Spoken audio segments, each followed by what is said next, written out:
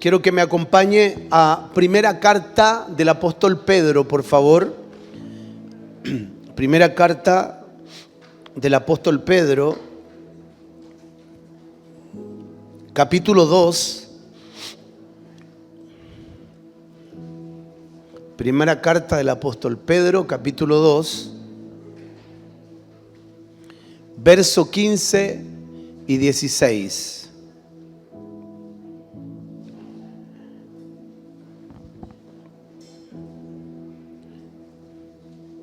Dice así la palabra del Señor: porque esta es la voluntad de Dios. ¿Se da cuenta que eso es marcado? Eso es muy importante. Porque esta es la voluntad de Dios, que haciendo bien hagáis callar la ignorancia de los hombres insensatos, como libres, pero no como pretexto para hacer lo malo, sino como siervos de Dios. ¿Cómo? Como siervos de Dios. Palabra del Señor para nosotros en esta mañana. Señor, háblanos, ministranos, redarguye, reprende, exhorta nuestros corazones y permite que esta palabra traiga bendición para cada uno de nosotros y que podamos caminar en ella. Danos luz, claridad, usa mi vida, Señor, en favor de mis hermanos en esta hora. Y que esta palabra sea de edificación para quienes hoy la escuchan y quienes la escucharán, Señor. Pedimos que haya bendición en el nombre poderoso de Jesús. Amén. Amén. Estamos en la serie, ¿se acuerda cómo se llama la serie? Llamados a servir, así se llama la serie. Y en esta segunda enseñanza vamos a considerar esta verdad. Y la verdad es que servir es parte de la voluntad de Dios. ¿Se acuerdan lo que dijimos el domingo pasado? Que servir era parte de nuestra identidad. Ahora vamos a aprender que servir es parte de la voluntad de Dios. Estoy seguro de que todos los que nos encontramos en este lugar tenemos un fuerte deseo por cumplir la voluntad de Dios para nuestras vidas. ¿Cuántos están con deseos permanentes de cumplir la voluntad de Dios para sus vidas? ¿Verdad que sí? Sí. Y eso es muy importante, esto, ¿ya? Es muy importante. Ahora, sin embargo, no todos están seguros de cuál es la voluntad de Dios para sus vidas. O sea, todos tenemos ganas de hacer la voluntad de Dios, de cumplir la voluntad de Dios, pero lamentablemente no todos los creyentes conocen cuál es la voluntad de Dios para sus vidas. Y créame que el ignorar precisamente cuál es la voluntad de Dios, en definitiva, es caer en las manos de nuestros propios deseos. Es decir, si no hago la voluntad de Dios, ¿qué va a pasar? Voy a hacer la mía. Gracias por su participación. Si no cumplo la voluntad de Dios, voy a cumplir la mía. No hay otra realidad. O sea, o cumplo la voluntad de Dios o cumplo mi propia voluntad. Y esa es la lucha más grande que tiene todo creyente. Caminar en la vida cristiana con el deseo, con el anhelo de cumplir la voluntad de Dios. Así que si yo desconozco cuál es la voluntad de Dios para mi vida, lo que va a pasar es que voy a terminar entonces haciendo mi propia voluntad, lo que conlleva en la mayoría de los casos hacer mi propia voluntad a no tener buenos resultados. Siempre que hacemos nuestra voluntad, no tenemos buenos resultados. Amén. Dice el necio en su corazón: no hay Dios. No, Dios, entonces la voluntad de Dios no participa conmigo. Por eso dice también Proverbios que no debemos ser sabios en nuestra propia opinión. Entonces, lamentablemente cuando entonces desconocemos la voluntad de Dios, no tenemos buenos resultados. Recordemos las palabras de Pablo a los romanos en el capítulo 12, verso 2. Lo ha leído yo creo que muchas veces. No se conformen, no os conforméis, no se conforme a este siglo. Así empieza Pablo. No se conforme. La palabra conformarse ahí tiene relación con amoldarse. No se amolde. Otra versión más moderna dice: no siga las modas. No cambien según las modas. No se amolden, no cambien. No cambien lo que creen, no cambien lo que han aprendido, no cambien lo que han recibido del Señor. No se amolden. Aunque el mundo cambie, mi palabra no cambia, es la misma por siempre. Dios es el mismo por siempre. Por lo tanto, ustedes tampoco deben cambiar. Tienen que permanecer firmes. Eso es lo que está diciendo. No se amolden a este siglo, sino transformen por medio de la renovación de vuestro entendimiento. En palabra más simple es: transformen su manera de pensar, cambien su manera de pensar. ¿Por medio de qué? De las escrituras, de la palabra de Dios. Transformen la manera que tienen de pensar. ¿Para qué? Dice: para que comprueben cuál sea la buena voluntad de Dios, agradable y perfecta. ¿Se da cuenta que entonces tenemos que caminar hacia eso, hacia la voluntad? Y note cómo es la voluntad de Dios. Tiene 3 características. Esto es maravilloso, porque hay 3 características de la voluntad de Dios. ¿Cuáles son las 3 características que tiene? Es buena, es agradable y es perfecta. Aleluya. Es buena. ¿Por qué es buena? Es buena porque como proviene de Dios, entonces es imposible que sea malo. Porque Dios es bueno, no puede ser de otra manera. Dios es bueno y nada malo puede venir de Dios. Nada malo puede venir de Dios. Por eso cuando nos ocurren cosas que nosotros las calificamos como malas y provienen de Dios, no necesariamente son malas, sino que tienen un propósito. Así que se tornan en buenas. Por eso dice la Biblia que a los que amamos a Dios, todas las cosas nos ayudan a bien. En palabras más simples sería: a los que amamos a Dios, Dios hace que todas las cosas obren a nuestro beneficio. Eso es lo que dice Dios. Así que una situación que parece mala, puede Dios transformarla inclusive y hacerla que opere para nuestro beneficio. Amén. Entonces la voluntad de Dios es buena. Y en segundo lugar dice: es agradable. Es buena porque proviene de Dios. Y siempre que Dios tiene una voluntad, es bueno. Pero no solo es bueno, sino que también es agradable. Esto quiere decir que agrada a Dios. No solo que es grato para nosotros, sino que es agradable. A Dios le agrada. ¿Y cuánto le gusta agradar a Dios? ¿Cuánto creen que el éxito de la vida cristiana es vivir para agradar a Dios? Esto la sociedad lo ve de una manera muy mala. De hecho, ellos plantean de que es imposible que nosotros vivamos para agradar a Dios. ¿Cómo es eso? Vivir para otros y no vivir para sí mismo, porque así es como la sociedad ve la vida. La vida está manifestada en su propio placer.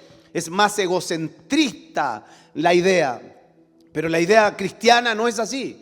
La idea cristiana toda radica en Dios. O sea, el hombre alcanza su mayor felicidad, su mayor logro cuando cumple la voluntad de Dios, cuando agrada a Dios. Aleluya. Qué maravilloso, ¿verdad que sí?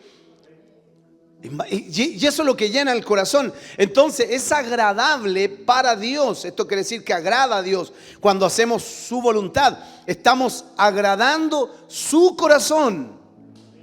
Y esto a la misma vez es beneficioso para nosotros. No existe mejor momento para nuestras vidas que cuando estamos en su voluntad. Por eso cuando fallamos al Señor, ¿cómo nos sentimos? Mal, nos duele el corazón, no nos sentimos bien. ¿Y eso por qué? Porque anhelamos vivir para Él, anhelamos agradarle al Señor. Esa es la razón por la cual entonces caminamos de esa manera. Caminamos tratando, anhelando, ¿no? Agradarle a Él, cumplir su propósito, hacer su voluntad. Y en tercer lugar, ¿qué es lo que dice? ¿Cuál es la tercera característica? Es que es perfecta. Es decir, que su voluntad siempre traerá satisfacción.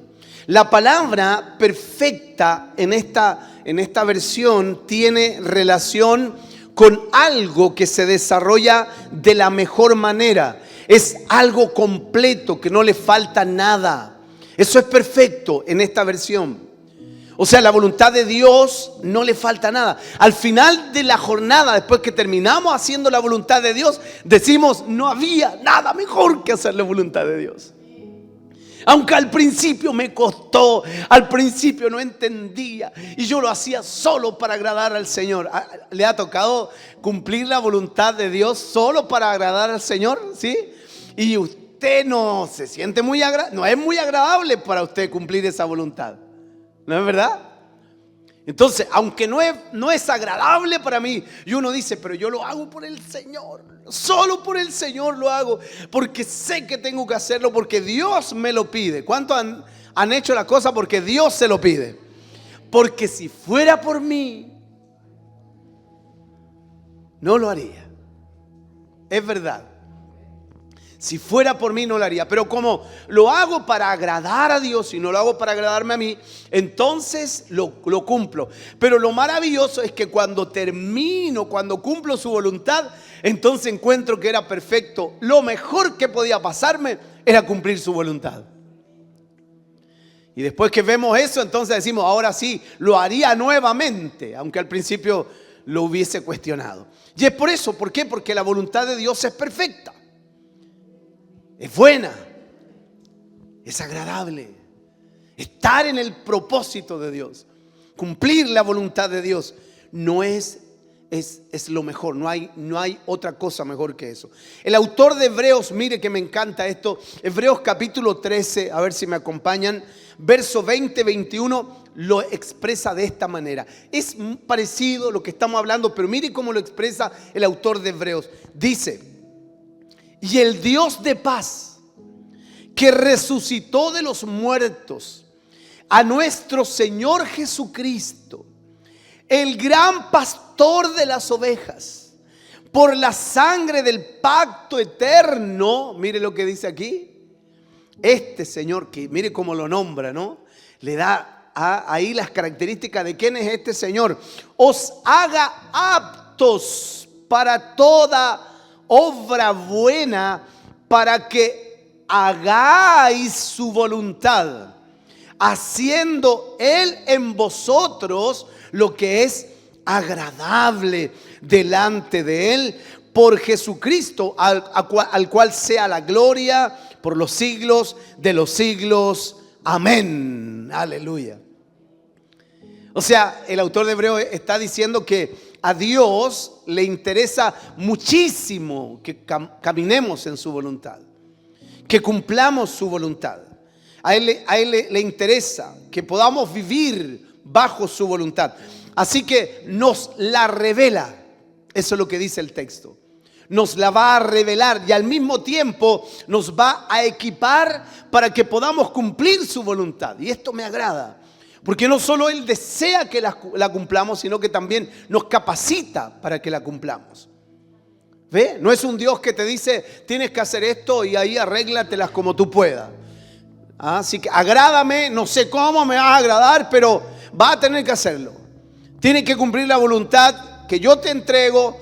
Ve tú cómo lo haces, no sé cómo, pero tienes que hacerlo. Si no lo haces, no me va a agradar. No, ese no es el Dios de la Biblia.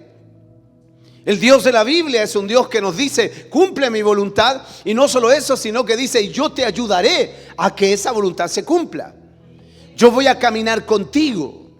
Él nunca nos asigna una tarea sin darnos también con Él el poder para cumplirla.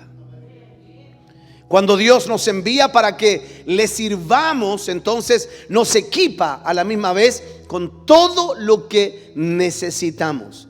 Por eso dice que el Dios de paz, este Dios, os haga aptos. Y ahí la palabra aptos es capacitación, tiene que ver con equipamiento. Él nos va a equipar para toda buena obra. Esa obra buena y que está en la voluntad de Dios y que va a ser agradable delante de Dios. Entendemos entonces que la voluntad de Dios, según el verso de la primera carta de Pedro, es que nos convirtamos en siervos de Dios. ¿Se acuerdan que leímos Pedro? Y la última parte del verso 16 dice de la siguiente manera, para que no se olvide: como libres, pero no como los que tienen la libertad como pretexto para los que tienen hacer lo malo, sino como siervos de Dios. Esa es la voluntad de Dios. La voluntad de Dios está entonces en que seamos siervos de Él, en que cumplamos este propósito. Ahora, la evidencia de esto, de que somos siervos de Dios como creyentes, es que primero tenemos comunión con Dios. El que es siervo de Dios tiene comunión con Dios. Y eso es lo primero. Por medio de la oración, por medio del estudio de las Escrituras frecuentemente. El siervo de Dios tiene eso en común. Todo siervo de Dios. No podemos llamarnos siervos de Dios si no tenemos comunión con Dios. Si no tenemos comunión con su palabra. Si no tenemos comunión con la oración. Pero no solo eso, sino que un siervo de Dios se destaca también. ¿Por qué? Porque tiene compañerismo con otros creyentes. Eso es lo segundo. Lo primero entonces, tiene comunión con Dios, su palabra, y comunión en la oración, en la intimidad. Pero lo segundo es que tiene comunión con otros creyentes. Y por último, el creyente, el verdadero creyente de Dios, tiene un desarrollo del servicio. Servimos a Dios a través de las personas. Estas tres cosas tienen que estar incluidas en nuestro convertimiento. O sea, el siervo de Dios tiene que tener comunión con Dios, con la palabra, tiene que tener comunión con otros creyentes y tiene que tener comunión con el servicio. El siervo de Dios termina entonces sirviendo a otras personas. Ahora, esto último es lo que estamos estudiando en esta serie.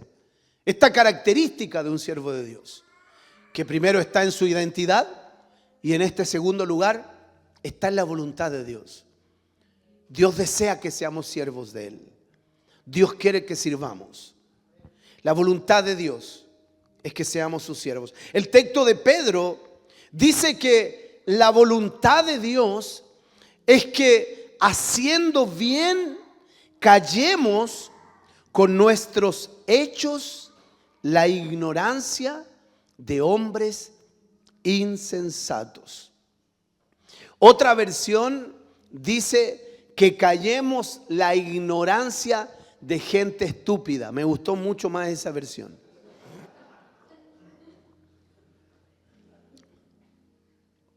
Claro.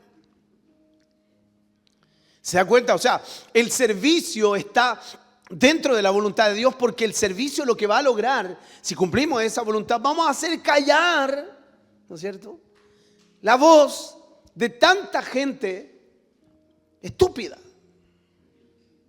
que habla sin tener un conocimiento. Ahora, ¿qué es lo que realmente quiere decirnos Pedro? Lo que Pedro nos está diciendo es que hay mucha gente que normalmente interpreta que servir a Dios solo se relega a una cantidad de rituales espirituales sin sentido. Eso es lo que la gente cree. Que servir a Dios es algo necio, torpe. Y cada vez que pasan los días es más anticuado, ¿no? Hoy día es servir a Dios. Llamarse siervo de Dios a la sociedad actual es lejos, falta de inteligencia. Eso es lo que dicen ellos. Ser siervo de Dios.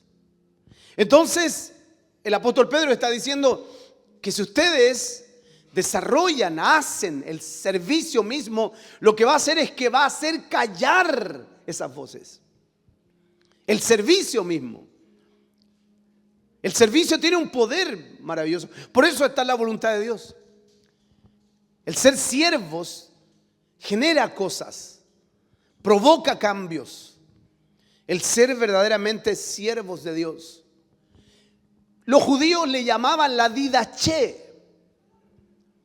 Y la didaché tiene relación directamente con la palabra desarrollada, con la palabra vivida. Era la palabra encarnizada, que estaba en la carne, era la palabra materializada. Eso era la didaché. Y ellos siempre se preocupaban de eso, de que al final la palabra fuera vida, se hiciera carne en ellos. Y eso es lo que transformaba todas las cosas. ¿Me entiende? No es una cuestión de dogmas, no es una cuestión de cumplimientos por cumplir. No es eso. No es una cuestión de reglas, sino que tiene que ver con un estilo de vida. Y eso es lo que transforma las comunidades, es lo que transformaba a la gente. Y es lo que busca también el Señor que provoque en cada uno de nosotros. La verdad entonces es que son muchos los que han interpretado que la vida en Cristo es o se define simplemente a ser gente buena. Eso es lo que a veces la gente cree. Cree que la vida en Cristo es solo hacer cosas buenas, no dañar a nadie. Y cuando uno dice yo soy cristiano, tú no fumas, tú no tomas, tú no dices garabato. ¿Ha visto eso? Que la gente plantea que ser cristiano en términos generales es ser moralmente mejor que otros. Ahora, sí tiene que ver un poco con eso, pero no es completamente eso. No se define solo eso. O sea, la voluntad de Dios no solo es eso, no es solo que seamos gente buena, gente buenita, no es eso. Y eso tenemos que asumirlo porque nos cuesta mucho entenderlo. Es más que eso, va más allá. Ser un creyente es mucho más que eso. Si es verdad que Cristo cambia nuestra moral, es verdad. Sin embargo, en ella también está incluida el servicio a los demás. Y ahí es donde lamentablemente creo que nosotros hemos fracasado. En el desarrollo del servicio a los demás. En el cómo nosotros cuidamos de otros. ¿Se acuerdan ustedes cuando leemos en las Escrituras y vemos al Señor Jesucristo mirando a la gente? ¿Se acuerdan lo que dice de la gente? El Señor mira a la gente y dice, las veo como ovejas sin pastor. Las veo como ovejas desamparadas, ¿no? Que no tienen pastor. Y ahí la palabra desamparado es casi como, están perdidas, completamente perdidas. Y ahí el Señor ruega, ¿se recuerdan? Que ruega a los discípulos, le dice, oren al Padre. ¿Para qué? Para que envíe obreros a su mies. Se da cuenta que la relación directa entonces con el convertimiento tiene que ver con el servicio a los demás. Tiene que ver con servir a la gente. No es solo ser buenos. No es solo hacer cosas buenas. Está muy bien que seamos buenos y que hagamos cosas buenas, pero no es solo eso, ¿no? Usted no es que es cristiano porque viene a la iglesia, no fuma, no toma, no baila, no hace nada. De hecho, hay algunas religiones que hasta el día de hoy todavía cuestionan el tema de que si la mujer tiene que ponerse pantalón o no. Todavía, o sea, casi como que eso es realmente ser un cristiano. No voy a discutir eso yo. Pero a eso hemos llegado, a plantear que eso es ser un cristiano. Y nos pasamos tiempo discutiendo y peleando si realmente es o no bíblico en términos generales. Pero olvidamos el mandato y la voluntad de Dios respecto a nuestra vida como creyentes. Entonces, la voluntad de Dios es que seamos como nuestro Señor Jesucristo, siguiendo sus pisadas y transformándonos en luz y sal para esta generación. Recordemos que Jesús no vino a establecer un reino material y someter a la humanidad. Él no estableció una dictadura.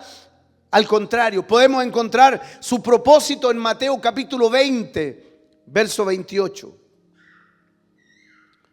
El Señor, hablando en sus propias palabras, dice: como el Hijo del Hombre no vino para ser servido, sino para servir y para dar su vida en rescate por muchos.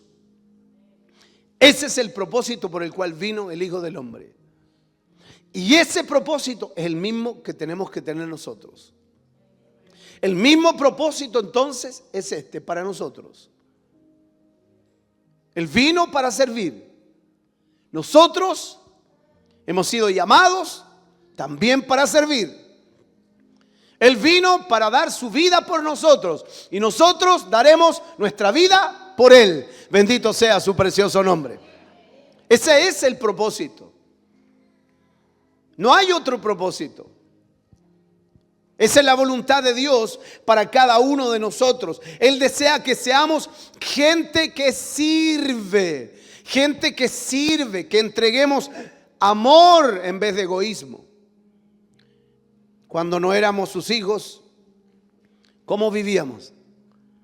Vivíamos para nosotros mismos, de una manera muy, pero muy egoísta. Nuestra vida no tenía ningún propósito. Por lo menos así yo viví la vida sin Cristo. Vivíamos solo para satisfacer los deseos de nuestra naturaleza carnal. Y de hecho nunca se satisfacía esa naturaleza. Y buscábamos el placer personal. Solo personal.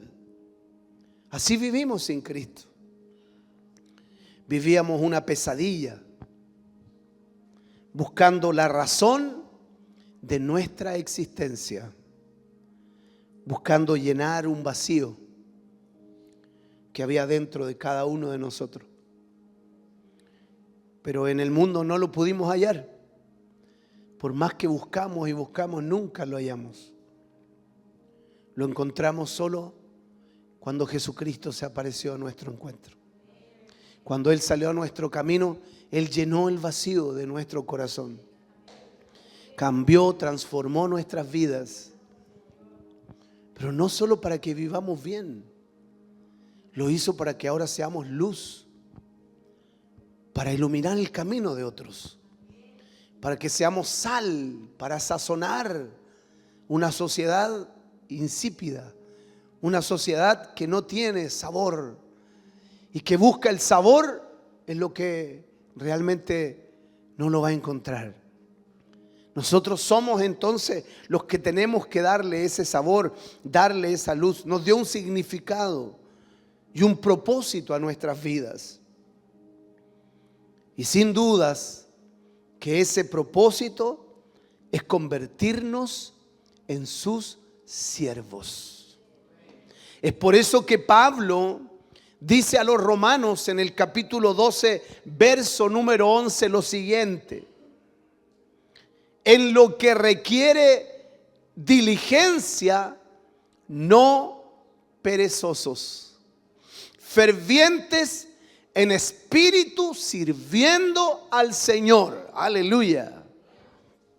Dos cualidades importantes en este cumplimiento de su voluntad, en el servicio. Cualidades interesantes. Aquí el apóstol Pablo nos da estas dos características que debe contener el desarrollo de la voluntad de Dios en nuestro servicio. Primero, ¿cómo dice? sin pereza. La palabra pereza en realidad es más conocida como flojera.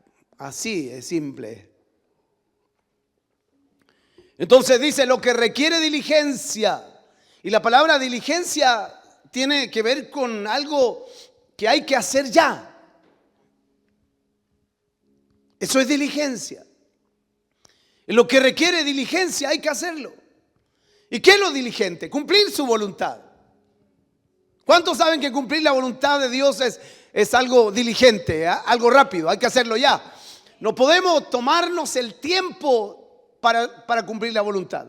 No podemos tomarnos el tiempo, sino que por el contrario, tenemos que ser diligentes, decidirnos, voy a hacer su voluntad. Así que si usted es un creyente que está ahí a media tinta diciendo que sí, que no, usted tiene que determinarse ya, porque es importante. Tenemos que cumplir su voluntad. Voy a caminar para cumplir su voluntad. No voy a andar para acá, para allá. No, voy a someterme a la voluntad de Dios. Y si Dios quiere que yo haga esto, esto es lo que voy a hacer. Diligencia. Diligencia es algo rápido. En esa diligencia dice entonces, cuidado, no sea flojo, no sea perezoso respecto al cumplimiento de la voluntad de Dios. La flojera también se puede traducir como poco ánimo o demasiado lento. Me gustó mucho esa traducción. Porque esa palabra tiene relación con poco ánimo o con alguien demasiado lento. Con alguien que no se da cuenta que hay que hacer cosas. Hay que cambiar cosas para cumplir la voluntad ahora. No espere tener ganas para hacerlo. No espere estar entusiasmado porque hay muchas cosas que tienen que ver con la voluntad de Dios y con el servicio a Dios que no puedo esperar a tener ganas. ¿Me está entendiendo? Es decir, no puedo esperar a estar entusiasmado. No puedo esperar un domingo para un mensaje motivador para entonces yo caminar en esa voluntad. Hay cosas que tengo que hacer, hay cosas con las que tengo que cortar porque están dentro de la voluntad de Dios. Hay otras que tengo que hacer ya, cumplirlas porque están dentro de la voluntad de Dios y requieren diligencia. Sabe que hay gente que se volvió perezosa cuando tenía que hacer lo que tenía que hacer en el servicio para Dios. Se volvió perezoso y cuando quiso hacerlo ya había perdido demasiado tiempo. Entonces a veces estamos así en el servicio al Señor. Sí, después. ¿Se acuerda que dijimos que es lo que manifiesta la vida de un creyente? ¿Comunión con quién? Con Dios, con la oración, con su palabra. Luego comunión con quién? Con los creyentes. Y luego comunión con qué? Con el servicio. Y usted puede estar en cualquiera de esas tres áreas viviendo la flojera. Ya después voy a orar. Ya después voy a leer la Biblia. Después voy a ir a mi grupo pequeño. Luego ya voy domingo por medio, intermitente a la iglesia. Me congrego poco, me relaciono poco. Y entonces usted no es diligente, no lo considera importante. Estas cosas no son tan importantes. Hay otras cosas más importantes. Y entonces le da más tiempo a otras cosas. Y a lo que debería darle tiempo, entonces no le da. Y eso va sucumbiendo su vida espiritual a tal punto que llega un momento en que usted lamentablemente no puede levantar vuelo y no alcanza el propósito. Entonces no entramos en el cumplimiento de la voluntad de Dios y eso nos frustra. Si hay algo que frustra a un creyente, no estar en la perfecta voluntad de Dios. Y si hay algo que mantiene a un creyente activo, fortalecido, entusiasmado, apasionado, es cuando este creyente está en la perfecta voluntad de Dios. Hermano, cuando usted está en la perfecta voluntad de Dios, usted puede volar alto, aleluya, porque está haciendo lo que Dios quiere. Y cuando usted hace lo que Dios quiere, hay algo, yo no sé cómo explicárselo, pero cuando estamos en la perfecta voluntad de Dios, hay algo que nos mantiene mantiene arriba. Pueden venir los problemas, las dificultades, pero cuando tú sabes que estás haciendo la voluntad de Dios, aunque eso te haya significado dolor, aleluya, te puede levantar como el apóstol Pablo, cuando después de haberlo golpeado y haberlo tirado fuera de la ciudad, él viene y les dice: amados, aleluya, cobren ánimo, porque por medio de muchas tribulaciones es necesario entrar en el reino de Dios. Y dice la Biblia que curaron sus heridas y el porfiado volvió a meterse a la ciudad, a la misma donde lo habían sacado a golpe. Es que cuando tú haces la voluntad de Dios, no importa el dolor, no importa a lo que eres sometido, porque estás haciendo la voluntad de Dios. Y el hacer la voluntad de Dios, entonces lo único que provoca en ti es satisfacción, llenura. Pero primero hay que morir a la voluntad personal. Y a veces esa es la que se contrasta con la voluntad de Dios. Es que yo lo quiero, es que es más cómodo hacer la mía. Es que la mía no requiere sacrificio, la mía no requiere esfuerzo, la mía requiere soltar, entregar todo. La mía es más fácil, pero la voluntad de Dios requiere disciplina, requiere esfuerzo. Hoy tengo que morir, tengo que morir. Requiere mucho. Pero cuando tú terminas el proceso y tú cumples la voluntad de Dios, tu corazón se llena. No hay mejor cosa que estar en la perfecta voluntad de Dios. No hay mejor cosa. Por eso entonces en la Escritura dice que debemos entonces evitar la flojera. Perezoso. Se necesita una cierta intensidad en la vida cristiana. No hay lugar para el letargo. El cristiano no debe zafarse del servicio de Dios, del cumplimiento de la voluntad de Dios. Aquí no cabe la idea de reducir horas laborales. Qué buena la ley.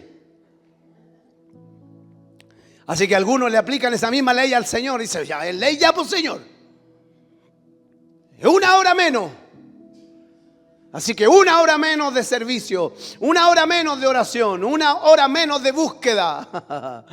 No, aquí no cabe la idea de reducir horas. Por el contrario, a Dios se le sirve a tiempo completo. La voluntad de Dios hay que desarrollarla 24 horas al día, 7 días a la semana y los 12 meses del año. Aleluya, debemos caminar en la perfecta voluntad de Dios. ¿Alguien me dice amén a eso? Todos los días, no que el domingo nomás. El domingo nomás estoy en la voluntad de Dios. Lunes, martes y miércoles me desenfoco. Por ahí por el jueves vuelvo a retomar para llegar el domingo más o menos alineado. Tenemos que caminar en el servicio y en la voluntad de Dios todos los días, sin flojera. La flojera para la carne. Pero para el espíritu, por el contrario, fervientes, eso dice el texto. Y esto es lo segundo. Erradique la flojera. Dígale que está a su lado. Erradica la flojera en el servicio a Dios. Dígale. Ya, dígale. Así que vente temprano. A las 9 estamos en el estudio bíblico. Erradica la flojera, hermano. Quiero crecer. Señor, quiero que me uses. Señor, quiero. Claro, pero si no está, no busca. ¿Qué Dios lo va a usar, hermano? Ay, Señor, quiero que me bendigas. Ay, Señor, quiero. Mire, todo lo que quiera. Usted puede tener buenos deseos, buenos anhelos, pero Dios, aleluya, lo que va a premiar es la búsqueda, porque dice la Escritura que los que buscan al Señor lo encontrarán. Y Él es galardonador de los que le buscan. Así que tengo que dejar la flojera afuera. Y sobre todo estos días que hace tanto frío, que levantarme tan temprano, ¿no?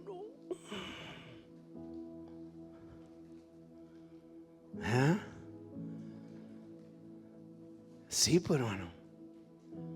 Entonces, ¿qué hago yo? Elimino la flojera en mi servicio al Señor, en mi búsqueda, en mi anhelo. Y lo segundo tiene que ver con el fervor. Tenemos que mantener el espíritu al rojo vivo. Aleluya. ¿Sabe lo que esto tiene que ver con mantenerse a un lado de la temperatura? ¿Usted sabía eso? ¿Sabía que el Señor Jesucristo puede soportar solo a dos tipos de creyentes? O digamos a dos clases de personas. Podría. O sea, cuando digo soportar es que por lo menos tiene relación. Dice, o eres frío o eres caliente. Ahora, no quiere decir que si eres frío él va a seguir teniendo relación con usted. No, pero está diciendo, te prefiero frío. Frío o caliente, pero tibio.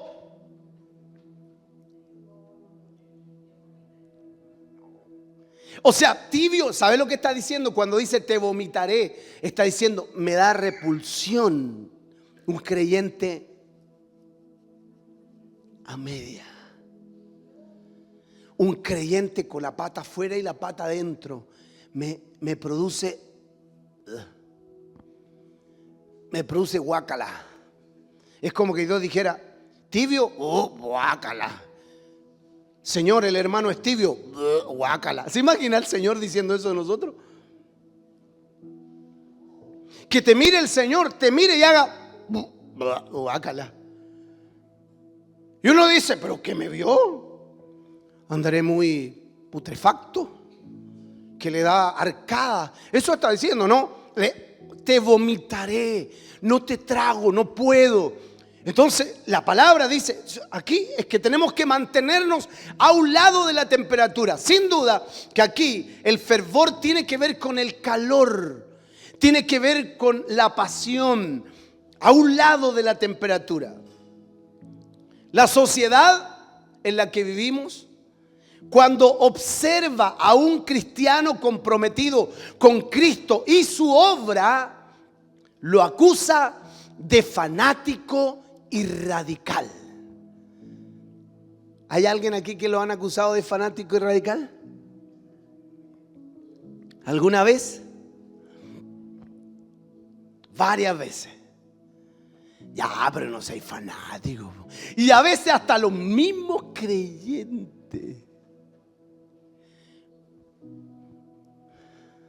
Ya, pero no seas fanático. Y otra vez al culto.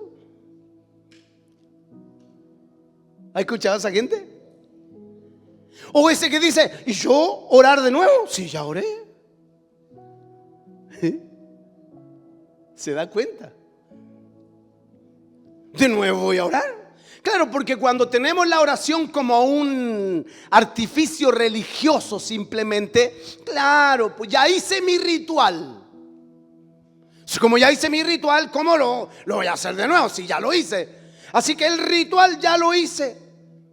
Pero cuando entendemos que la oración es un hábito permanente y que es una relación con Dios, la oración es relacionarse permanentemente con Dios, entonces ya no me molesta si tengo que orar una vez, dos veces. De hecho nos pasan las reuniones, no.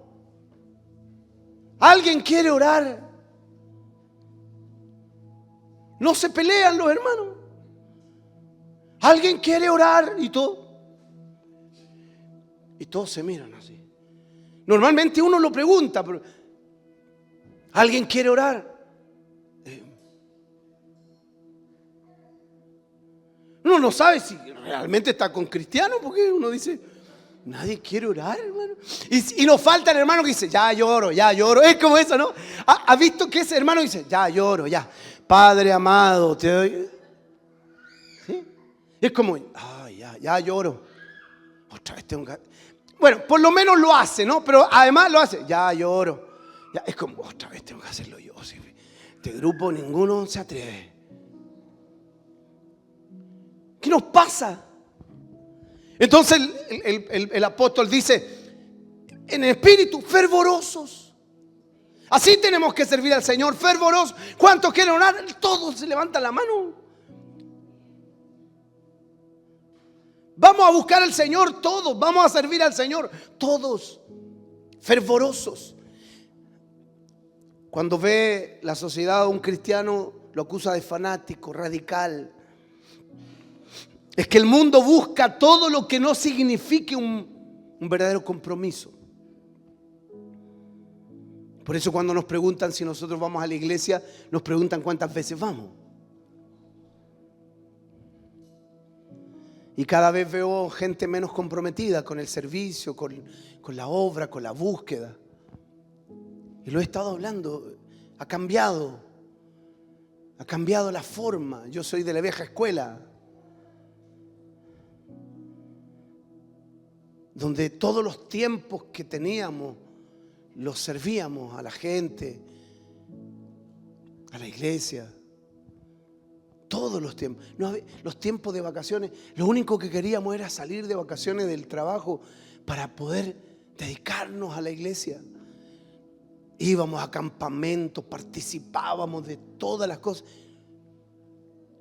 Yo no sé qué ha pasado con la generación actual. Y ni pensar hacer 2 o 3 reuniones el día domingo, porque, no, yo voy a una nomás.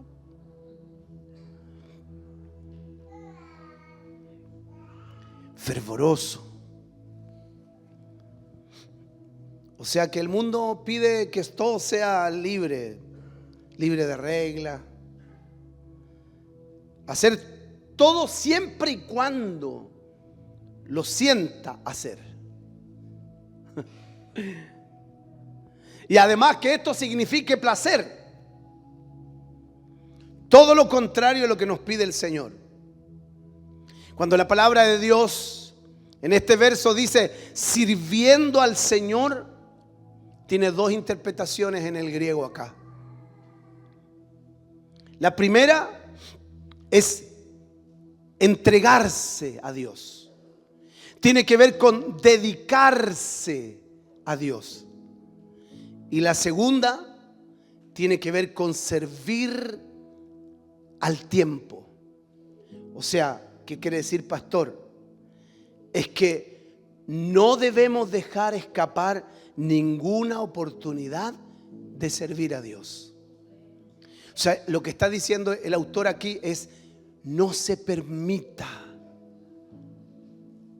perder ninguna oportunidad. Y cuando yo escribía esto, yo decía, o sea, esto quiere decir, hay una reunión, allá voy a estar.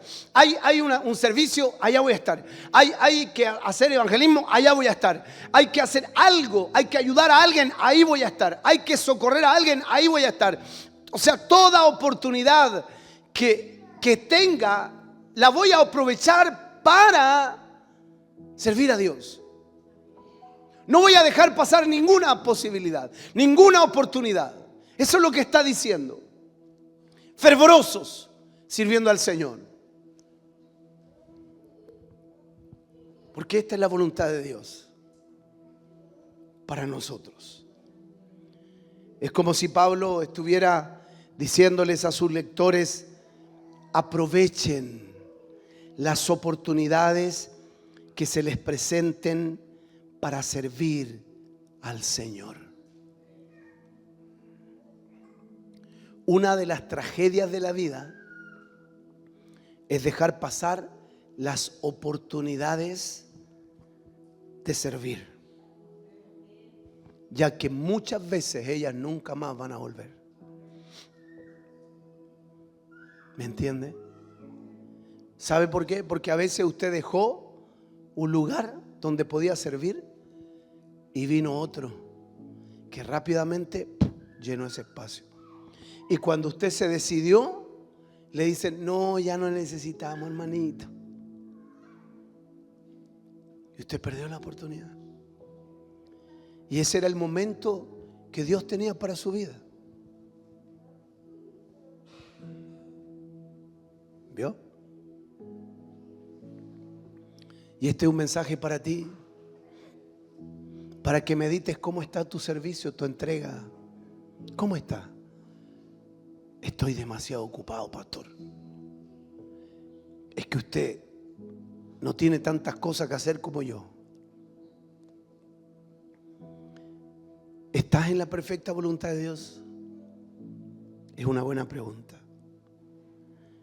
Estar es la voluntad de Dios, es ser siervos de Cristo. hacer todo cuanto signifique servir. Servir a nuestra familia, servir a nuestros hermanos, servir a la sociedad, servir a la iglesia. Todo lo que signifique servir, yo quiero estar ahí. Porque yo quiero cumplir su voluntad. Yo quiero caminar en su voluntad. Y si viene Cristo, que me halle haciendo su voluntad. Si viene Cristo ahora, que me halle haciendo el bien, me halle haciendo lo que Él desea para mi vida. La voluntad de Dios para nuestra congregación es que ésta se convierta en siervas y siervos de Cristo. Y tendremos que trabajar para lograrlo. ¿Cuántos creen eso? Que no es fácil. Y sabe que aquí en esta iglesia, y le estoy hablando solo de lo que hacemos acá, pero aunque usted no lo crea, hay mucha necesidad, aún todavía. Mientras nosotros estamos acá, hay alguien que está cuidando su vehículo allá afuera, para que a usted no le hagan daño lo que usted tiene. Y eso es servicio. Pero ese hermano no puede servir todos los domingos y quedarse sin poder escuchar la palabra, ser también instruido en las escrituras. No puede. Necesita un relevo. Y a veces no hay. Este lugar hay que limpiarlo. No siempre hay gente que lo pueda limpiar. De hecho, cuando usted se va, después que termina la reunión, los servidores se quedan limpiando, recogiendo los papeles y dejando más o menos limpio, porque el día jueves hay actividad en la mañana con homeschool, el día miércoles está la oración por la tarde. Así que hay que dejar relativamente limpio. El día sábado tenemos reunión de los jóvenes. Hay cosas que hacer. Hay que servir en el culto. El culto necesita servicio. Usted ha visto siempre a Gerardo acá. A veces hay otro hermano. Hay que recoger las ofrendas. En la Santa Cena se necesitan personas que sirvan para la Santa Cena. Los músicos normalmente necesitan recambio. Alguien necesita sentarse. Y a lo mejor usted tiene un don, usted canta, usted tiene un talento. Usted tiene, Dios le ha dado, le ha otorgado a usted también. Pero no lo pone a su servicio. No lo pone al servicio de Dios. No lo presta. Usted dice, me encanta ayudar, pero no busca ni siquiera la oportunidad. Eso no es estar cumpliendo el propósito de Dios. Eso es vivir para uno mismo. Solo para uno mismo. Y ojalá Dios quiera que esta palabra pueda remover en tu vida, en mi vida, algo, y que renunciemos a nuestros propios intereses y busquemos los intereses colectivos, que me haga comprometer a ser alguien que ayude en vez de alguien que estorbe. Yo quiero aportar, servir. Ese fue mi deseo cuando yo me convertí. Recuerdo que lo único que quería era servirle, lo único que quería era hacer algo. No sabía qué hacer, no tenía idea cómo predicar, no sabía, pero lo único que quería era servir. Y sabe que ese servicio lo he mantenido hasta el día de hoy. He tratado, a veces se quiere apagar por ABC motivo, pero he orado a Dios, le he pedido a Dios que me ayude a que ese servicio no se detenga, que el fuego no se apague. Termino con las palabras de Pablo a Timoteo, su discípulo querido, cuando le plantea y le dice: aviva el fuego del don de Dios que está en ti. Avívalo. Sopla. sopla, que no se apague el fuego. Avívalo, avívalo, no se apague el fuego. Las desilusiones, los problemas, las circunstancias difíciles que atravesaste, aún la falta de gratitud, que no apague tu servicio, que no apague el fuego que he puesto en tu corazón, dice el Señor. Que nada de eso lo apague. Avívalo, avívalo, bendito sea su precioso nombre. Y eso es lo que oro a Dios para que en esta predicación y este día, uno por lo menos, uno que diga: sí, es verdad, yo sé que puedo más, yo sé que puedo más. Yo solo hasta ahora he sido un oyente, vengo, me siento, recibo, pero no me he dispuesto, no he estado disponible para Dios. Algo me pasó, algo me ocurrió en el camino y mi servicio se ha detenido, pero ya no quiero más de eso. Yo quiero cumplir su propósito, yo quiero hacer su voluntad, yo quiero hacer lo que Dios dijo que tendría que hacer. Si me muero hoy, me quiero morir haciendo su voluntad, cumpliendo su llamado.